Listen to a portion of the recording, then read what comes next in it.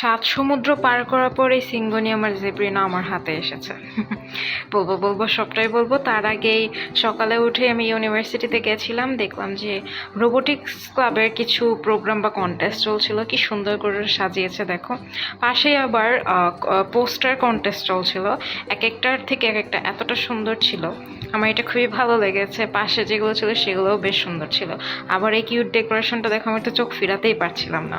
তারপর ক্লাসে গিয়ে ক্লাস শেষ করে যখন আমাদের ব্রেক পড়েছিল, বাইরের প্রকৃতিটা দেখে তো আমার সবুজ দেখলেই চোখ আটকে যাবে, এটা হলো কথা।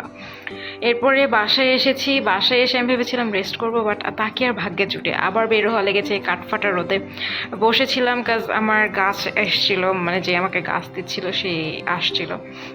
এই যে গাছগুলো হাতে পেয়ে গেছি।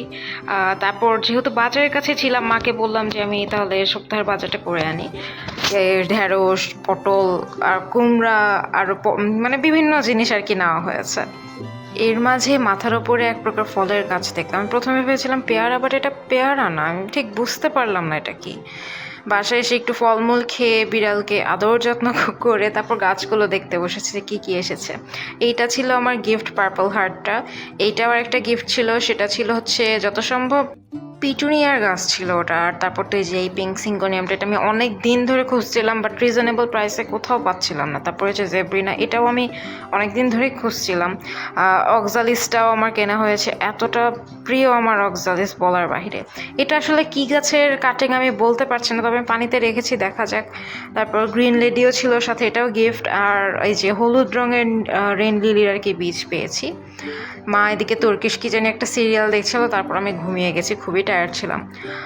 পরের দিন সকালে উঠে মাকে একটু রান্নায় হেল্প করলাম। খুব লোভনীয় লাগছে, তাই না? মাছকে খাবার দেওয়া তো ম্যান্ডেটরি, খালি আমরা খেলেই হবে।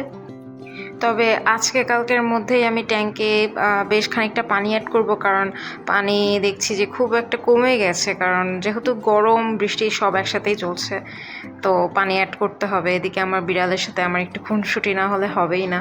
দেখো কি মিষ্টি করে বসে আছে। ও বাইরে আসলে দেখছিল কি হচ্ছে না হচ্ছে।